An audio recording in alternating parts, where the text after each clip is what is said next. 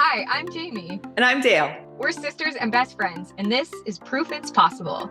Jamie and I are complete opposites, but somehow through every stage of life, we stay on the same team. We're kicking the door wide open and sharing our morning coffee chats with you. Join us as we chat about everything from chasing our dreams to entrepreneurship to family, friendship, and what other craziness we have going on that week. Welcome back. Today, we are having a little fun, and we are going to tackle the topic of who is a bigger bitch, Jamie or Dayle? Amongst some other things, we're going to chat about. I was going to say, we're going to do a whole podcast on that. Like, do we have to? Should I have written an essay? Did I need examples? I didn't come prepared. And I'm just going to spoil it for you. It's Jamie. So. Well, I mean, I can't even deny that. We're going to talk about a couple of different areas, not just being a bitch, but how does, since I spoiled it already, Jamie's the bigger bitch, but how does being a bitch in a way though, like it actually can serve you, I think. And, but let's talk about it. Who do you think is a bigger bitch? And do you think that I'm right when I say that it's you? You're a sneaky bitch. Why?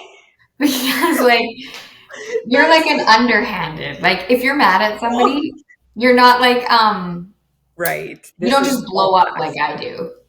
Right. You have more control. You have more control over your emotions. Right. But then you'll slip it in. Yes. You'll slip it in, like sneakily slip it in. That you're like That's very, very true. You know, I wish that the Scorpio in me wasn't like so strategic but you know what? The thing about me is I do have quite good control over my emotions. So I don't just get mad and like say the mean thing like you do. Like if you're really mad at the bank or something, or, you know, whatever, you're like, yeah, well, blah, blah, blah. And like, you just kind of like say it right there. And like, for me, I'm like, you know what? I am going to think about this. And then I'm going to write an email, and then I'm going to. And then I'm going to remove all my money from this bank at midnight. Exactly. And then I'm going to. Yeah, like I definitely like get in my like snarky, bitchy, shitty things at a later date, potentially when I've had time to like think them through. And a lot of the times I'm like, yeah, no, I actually don't care about that anymore. It's over or whatever. Whereas you like got it off your chest immediately, and I waste like 2 days on it potentially.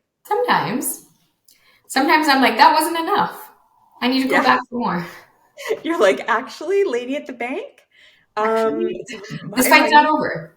Yeah, exactly. I am actively in therapy to like let go of shit though. So you know, just doing my best. The whole like idea of being a bitch though, like I do think there's a time and a place for it in life, and I don't even think that. I think we call it being a bitch because women are supposed to be sweet, and we're supposed to be quiet, and we're supposed to not ask questions, and we're supposed to say the nice things and just shut up and whatever. In certain circles and situations, and play small. That's exactly what it is. And I actually don't even consider the word bitch as like a bad thing. I think like there's a time to, and it's not being a bitch. It's actually being firm. It's actually stating your opinion. It's actually standing up for yourself potentially. And like, truth be told, I hate being a bitch so much, or, you know, we're using the word bitch as the word for all of things I just said, that I actually look for opportunities. Like I don't want to be working with people that I have to stand up for myself, or I have to have daily reminders to them that I have boundaries, and these are them. These are the ones that I'd like them to please understand. Like I prefer people who are like, I got you. You have a boundary, and I know what it is, and we're both good, and we never have to talk about it again. So I'm like looking for places in life where I don't have to be a bitch. That's my ideal. I think that's everybody's ideal. Absolutely. Well, and I would say that I'm more cutthroat, that like, I'm a bigger grudge holder, but I'm also like, if it doesn't work for me, it's a no for me. For instance, I was in a business meeting and I was being forced to defend myself, like someone was like, oh, you didn't do X, Y, and Z. And I was like, actually, I did. And actually, I did it at 9:00 at night. And actually, I was in the hospital with my daughter when I did it, and I did deliver, and you're the loser. And anyways, and we got, we got out of that meeting, and I was like, it was a meeting amongst business partners.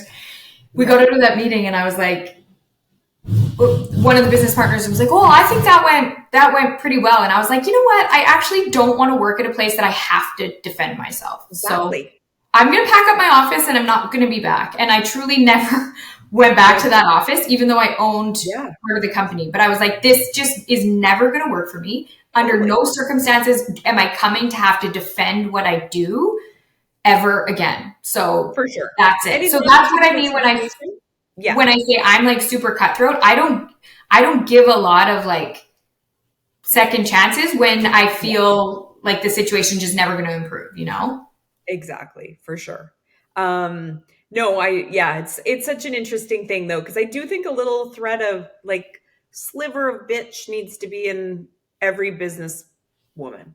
And in a man, you'd never call it a bitch. It's just being a businessman. Well, and honestly, the most successful women I know, the ones that I'm like, woo, she's a real boss, babe. I always like, we're talking like multimillionaire women-led businesses. I always think that they have like a bitchiness to them. Yeah. Like a pitbull energy where it's so like much admiration. Like, what's that?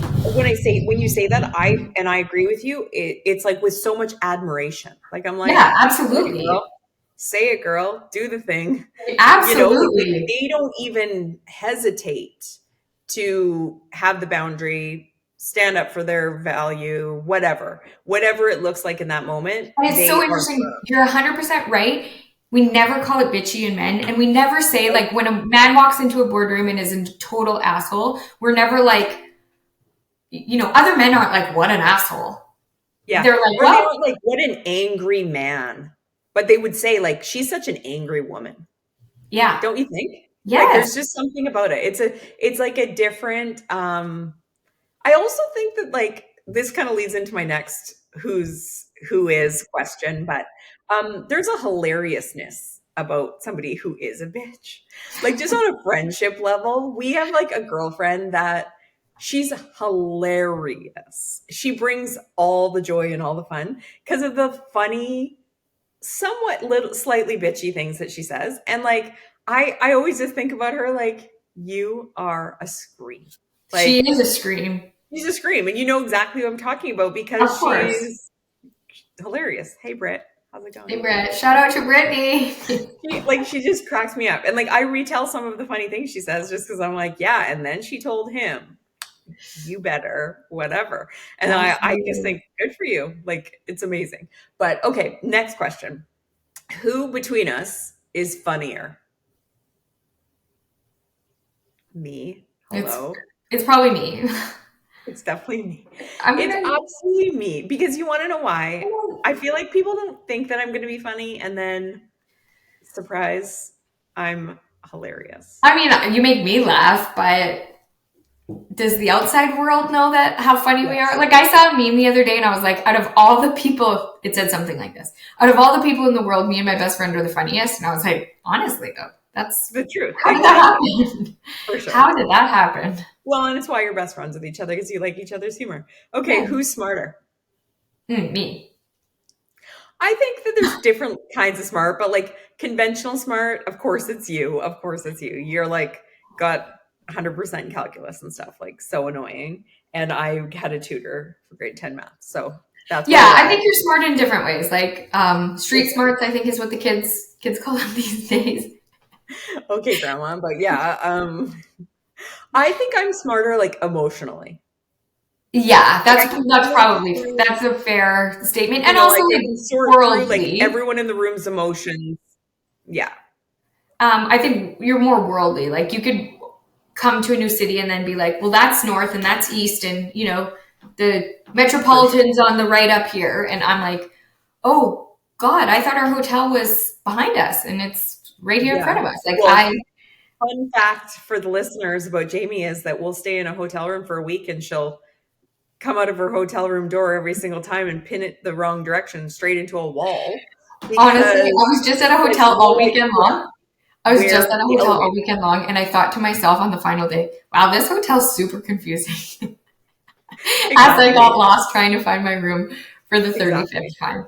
And I'm so proud of your kids that I hope that Ari, I don't think it skipped a generation, but definitely Mila, it skipped a generation. We were just at a Mexican resort that had 19 buildings, and Mila knew exactly where everything was and how to get to everybody's room and everybody's room number. Like, I don't think you ever figured out any route except for just your room to the main areas. You didn't know, like, the lobby was eluding you. I knew where the lobby. You left the lobby that first night and you never found your way back. I'm not simple. I knew where the lobby was, but it was unnecessary to find out the whereabouts of everybody else's room. My brain works on like, is it necessary information? If not, throw it away.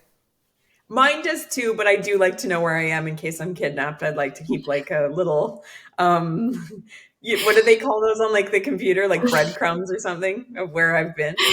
Honestly, if I got kidnapped, I would start like running in the wrong direction. Right. Finally break free and I'll start running towards the house that I was just trapped. You'd start running in the wrong direction and then you get a chance on like the phone to get away from your captor and be like, 911, come help me. I don't know my lefts and rights, so I think we turned 4 times. Yeah, that's the other fun thing. I don't know my lefts and rights. That's tricky though. That is tricky. That is really tricky. So math genius, but lefts and rights are total, just missed that part of school. Yeah. Okay, who's more competitive?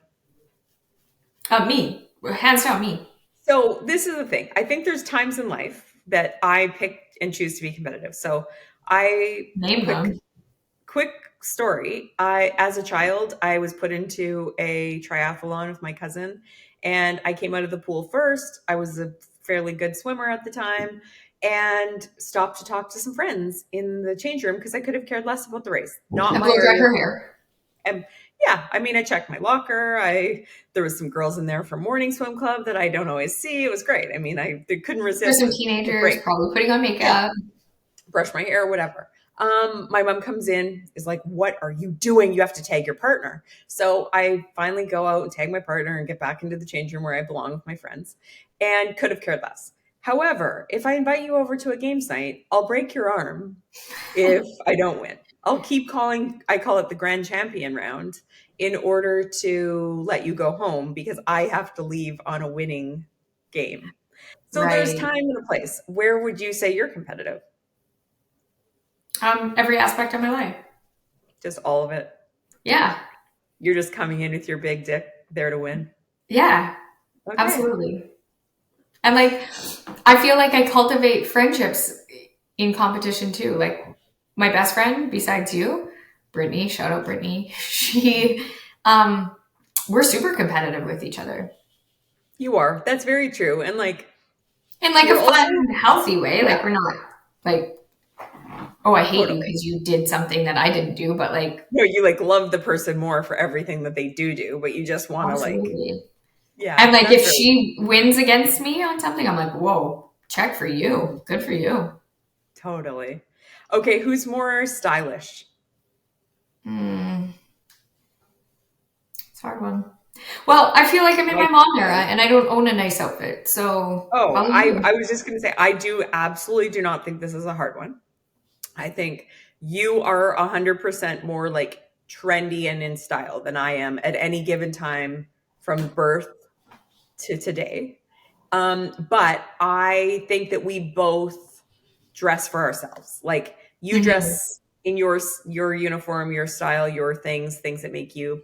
And what I wear, you would never wear. And what you wear, I would never wear. Never. But I think that we both like our own styles, dress for our own bodies. You dress more like in our style. You dress more like elegant style, and I dress more like more modern. But I will say my style lately has been way too casual, even for my own taste. Like, really? And way too, and way too like blah. Like, I went to put on a shirt today, and I was like, should I have my beige sweater or my off-white sweater or my oatmeal sweater? Which sweater shall I wear today? That's not who I am. I love color. Yeah. You You know? do love color. I'm surprised that you have that much boring stuff going on. It's COVID really changed the shopping scene for me, and now I live in a place that doesn't have any shopping, so. Right. You have limited choices. I agree. And that's why we have to go on the ultimate girls trip so I can get some shopping in. So anyways, carry on. Seriously. Who's coming shopping with us? Oh my God, I can't even talk about it. I The know, ultimate I can't. girls trip. It makes me like, have you ever been so excited like your whole body clenches? I like lay in bed and like straighten my legs as hard as I can and just get so excited. Yes. Like when you found out you were going to Disneyland for the first time as an 8-year-old child, how your whole body seizes. Like, yes. For anybody who didn't watch our announcement on the last episode of the Ultimate Girls Trip, we have planned the most magnificent opportunity. So go listen to that right now. It's a girls trip in Scottsdale in April. It's going to be amazing. You want to be there. There's 2 spots. Maybe. We don't know. Anyways, okay. One last question. Who is bossier? Me. I don't know. I take that back. I don't know because you're super bossy as far as like you're the boss of the family. You decide all the things. But I'm the boss in a lot of other ways. I don't know how to give examples for this one though. Well, yeah. There's a like quality about me that makes me the built-in oldest child boss. No different than we called your oldest child the tiny ruler, because she just like came with a level of bossiness onto the planet at birth. But I do feel like you're like little sister syndrome, and being the mother of the children within our family has put you into a boss role because like where you get bossy is like around Christmas. You're like, everyone's sleeping at my house. This is what we're eating. This is what time we're eating at. Like you've got all the like boss lady tendencies around things like that. That said, we do weird things. Like we'll go out for what we call our cousin dinner with our like 2 of our female cousins. And we haven't been able to do that because one of our cousins moved to Australia. So a few weeks back, I went to dinner with my cousin and her husband, with my husband. And my cousin warned her husband that I'm basically so bossy that I would be ordering everyone's dinner. Because when we would go as a girls group, she said we would always just like go for like Thai food. So we would be eating family style, and Jamie and I would both order, but like I was the ultimate final decision maker in the ordering for whatever reason within this particular group. So I think we pick and choose where we're the boss, but it's because I'm the oldest cousin on that side. I'm the older sister. I also feel like my bossiness started long before motherhood though. Like that's true. Don't you remember like me being like 15 years old and being like, we're going here for dinner and I've already made us a reservation? I remember you at 5 years old, mom and dad being like, hey, after, swimming lessons, would you guys like to stop at McDonald's? And you'd be like, no, we're going to Arby's or Wendy's or whatever, like you had decided. The day before, McDonald's was your favorite, but that day you decided something else. So you were enforcing your rule. Like, I really do think that you have a bossy streak too. It's amazing where we stayed good friends as sisters, because if you both think you're the boss, what happens there? Well, we both know we're the boss of certain things. For sure. We just know our role. And truth be told, your kids are the boss of our whole family now. So yeah, as much as like I want to be the boss. And I even say to mom, I'm like, since when do we let the kids boss us around? And my mom's like, since the day they were born, you're not the boss anymore. And I'm like, Mom, come on. Remember when I was the most important person in this family and everybody loved me the most? It's been a while since you've been the most important person in the family. Well, exactly. And mom even said those days are over, and she meant it. All right. Well, this is super fun. Yeah, it was. I love like hearing what you think compared to what I think, just because there's different areas where we both shine or don't shine, depending on the topic. All right. We hope you guys have a great week, and thank you again for listening. Hi, guys. We are so grateful you're here. It would mean the world to us if you'll subscribe to our podcast and YouTube channel and leave us a review. If you want to hear more from us, go to proofitspossible.com to join our mailing list and find our social links so you don't miss a thing. Thanks, and chat next time.